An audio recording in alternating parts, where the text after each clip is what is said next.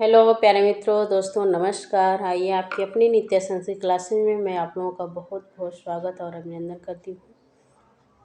आइए हम लोग पढ़ेंगे बिहार टीजीटी के सिलेबस में जो मेघदूतम से पूर्व मेघ के 1 से 10 तक के श्लोकों का जो अध्ययन करना है, तो इन श्लोकों का भी हम लोग अध्ययन करेंगे। लेकिन आज की जो क्लास है मेघदूतम परिचय, जैसा कि आप लोग देख पा रहे हैं थंबनेल में भी और पीपीटी में ऊपर मेघदूतम, ठीक है। मेघदूतम किसके द्वारा विरचित है, ये कौन सा काव्य है, इसमें कौन सा रस है, इसमें कौन सा छंद है, कौन सा अलंकार है, सबका विस्तार से आज हम लोग अध्ययन करेंगे, ठीक है। ये आज क्लास आप लोगों के लिए बहुत ही महत्वपूर्ण होने वाली है, तो इस क्लास को अधिक से अधिक शेयर करिए। अपने भाई को, अपने बहनों को, अपने दोस्तों को अधिक मात्रा में शेयर करें। प्लीज़ जो लोग नए हैं चैनल सब्सक्राइब करें, ठीक है। और क्लास देखने के बाद एक लाइक ज़रूर करें और इस क्लास को मिस मत करिएगा, नहीं तो बहुत से सारे क्वेश्चन आपके छूट जाएंगे। मेघदूतम से अगर प्रश्न बनेंगे तो इस क्लास से अत्यधिक प्रश्न बन सकते हैं, ठीक है। तो चलिए आइए हम लोग चलते हैं अपने टॉपिक पे। तो सबसे पहले लिखा हुआ है मेघदूतम परिचय, मेघदूत का परिचय। और इसके लेखक जो हैं महाकवि कालिदास जी हैं। और ये विधा कौन सी है, खंड काव्य, गीत काव्य, यहीं पे आता है संदेश काव्य भी। कभी कभी ये भी पूछा जा सकता है कि संदेश काव्य किसे कहते हैं, तो ये है मेघदूतम को ही संदेश काव्य भी कहा जाता है, ठीक है।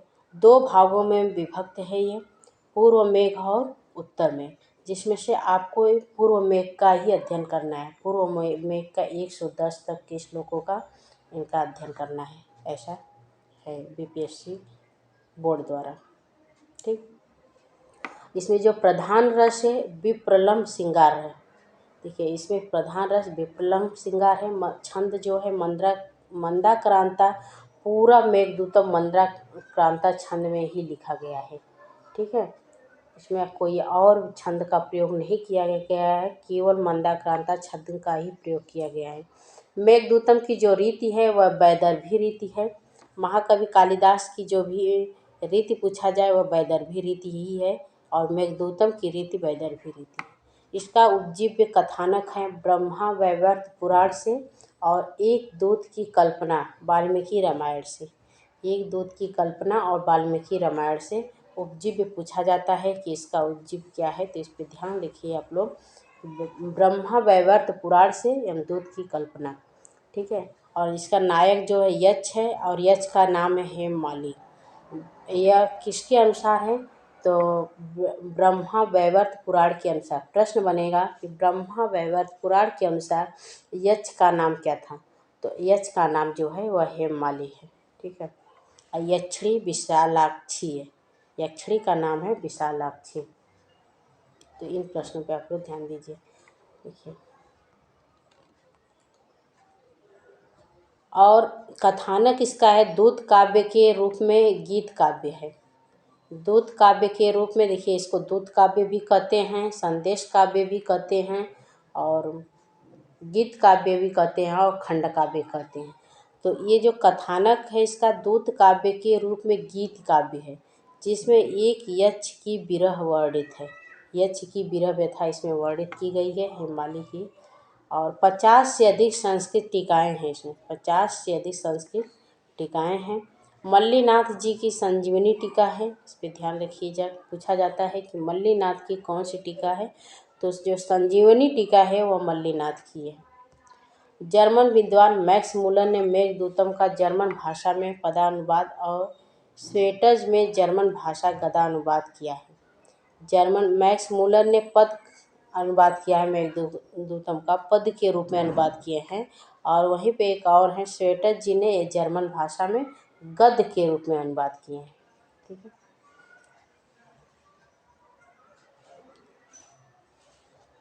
डॉक्टर आर्थर राइड और एच सी रूक ने अंग्रेजी में मेघदूतम का पदानुवाद किया है। हिंदी भाषा में मेघदूतम के 6 पदानुवाद हो चुके हैं।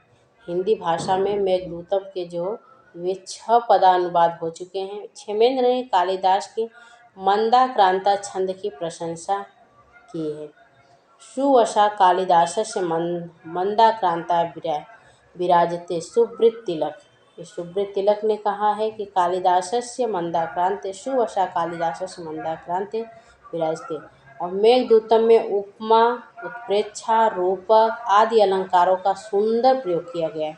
देखिए, मेघदूतम जो अलंकार है, छंद तो मंदाक्रांता ही छंद है, लेकिन जो अलंकार है ये महाकवि कालिदास जी का बहुत ही सुप्रसिद्ध अलंकार उपमा अलंकार है। उत्प्रेक्षक, रूपक आदि अलंकारों का भी इसमें प्रयोग किया गया है। डॉक्टर कीथ ने मेघदूतम को एलिगी अर्थात शोक गीत कहा है। शोक गीत किसने किया है, यह प्रश्न पूछा जा चुका है टीजीटी में। तो शोक गीत डॉक्टर कीथ ने कहे हैं। ठीक है। भारतीय मत में मेघदूतम शोक गीत या करुण गीत न होकर विरह गीत या विप्रलम्भ गीत है। विरह गीत या विप्रलम्भ गीत कहा गया है। आइए इसमें कुछ प्रमुख पात्र हैं, पात्रों के बारे में जानते हैं।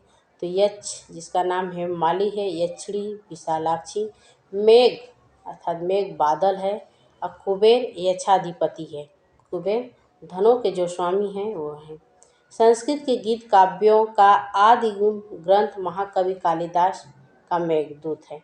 गीत काव्यों में अगर किसी का नाम आता है तो महाकवि कालिदास द्वारा विरचित मेघदूतम का आता है। ठीक है।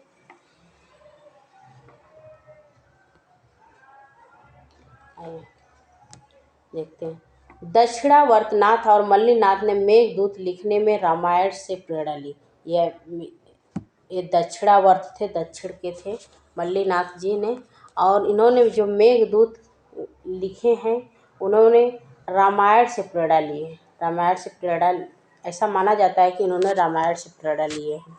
यक्ष को अलकाधीश्वर कुबेर ने जो शाप दिया उसका आधार पद्म पुराण है। ये पद्म पुराण से लिया गया है कि यक्ष को अलकाधीश्वर, कुबेर जी कहाँ के निवासी थे तो अलका नगरी की, तो इसीलिए इनको कहा जा रहा है कि अलकाधीश्वर कुबेर ने जो शाप दिया था वो पद्म पुराण में उसका वर्णन है। वहाँ की योगिनी नामक आषाढ़ कृष्ण एकादशी महात्म प्रसंग में यह कथा संक्षेप में है। ब्रह्मा वैवर्त पुराण को भी मेघदूत का उपजीव्य माना जाता है। ब्रह्मा जो वर्त पुराण है वह मेघदूत का ही उपजीव्य माना जाता है। मेघदूतम में 115 पद हैं। देखिए इस पर याद ध्यान दीजिए कि जो मेघदूतम है उसमें 115 पद है। ये दो भागों में विभक्त है, पूर्व मेघ और उत्तर मेघ। 115 पद, ये पूर्व मेघ और उत्तर मेघ दो भागों में विभक्त। कभी कभी पूछा जाता है कि मेघदूतम कितने खंडों में विभक्त है, तो मेघदूतम दो खंड में विभक्त हैं। एक है पूर्व मेघ, एक दूसरा है उत्तर मेघ। पूर्व मेघ में 63 और उत्तर, देखिए पूर्व मेघ में जो है इसमें 63 श्लोक हैं, 63। पूर्व मेघ में जो पूर्व मेघ है, पूर्व मेघ में 63 श्लोक हैं, और उत्तर मेघ में 52 श्लोक हैं। ठीक है, इसमें ध्यान दीजिएगा कि पूर्व मेघ में 63 और उत्तर मेघ में 52 पद हैं। मल्लिनाथ ने 121 पद स्वीकार किए हैं, किंतु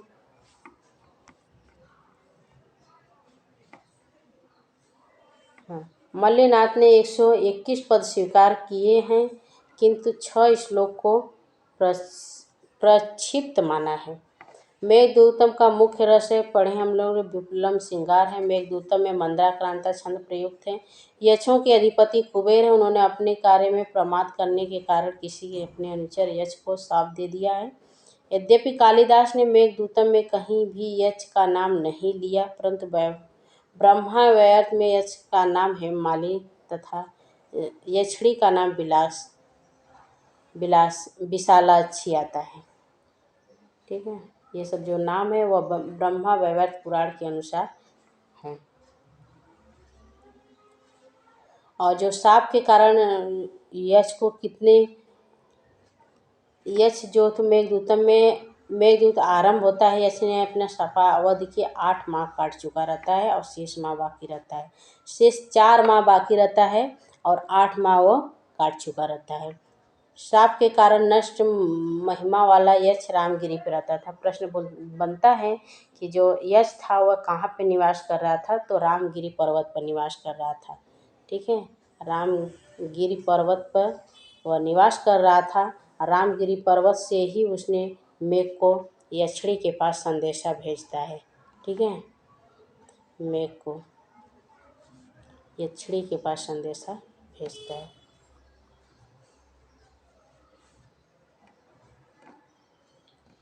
और मेघदूतम का 8 माह जब मेघदूत स्टार्ट होता है, महाकवि कालिदास ने मेघदूत लिखना आरंभ करते हैं, तो यक्ष का जो श्राप है वो 8 माह बीत चुका रहता है, बस 4 माह ही शेष बचा रहता है।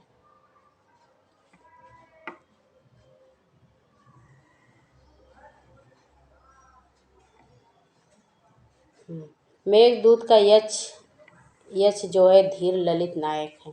पूछा जा सकता है कि मेघदूतम का जो यक्ष है वह किस प्रकार के नायक है। नायक की 4 कोटियाँ होती हैं, धीर ललित, धीर प्रशांत, इस प्रकार से। तो धीर ललित यक्ष जो है वह धीर ललित नायक है। यक्षिणी स्वकीया पद्मिनी नायिका है। यक्षिणी स्वकीया पद्मिनी नायिका। मेघदूतम प्रसाद एवं माधुर्य गुण प्रधानता है और वैदर्भी रिक्त प्रयुक्त है। मेघ यह दूत यस्मिन काव्य तत् मेघदूतम। मेघ है जिसका दूत, इसको ही कहा गया है मेघदूतम। इस प्रकार मेघदूतम पद में बहुब्रीहि समास है।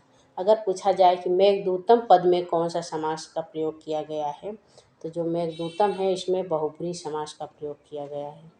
ठीक है, इस पे ध्यान रखिए आप लोग कि इसमें कौन सा समास है, बहुब्रीहि समास है। तो चलिए आज के लिए इतना ही। नमस्कार, जय हिंद। क्लास कैसी लगी कमेंट बॉक्स में ज़रूर लिखें और अधिक से अधिक अपने मित्रों को, दोस्तों, भाई बहनों को शेयर करें। प्लीज़ जो लोग नए हैं क्लास पूरा देखें और देखने के बाद एक लाइक भी ज़रूर करें। चलिए, नमस्कार।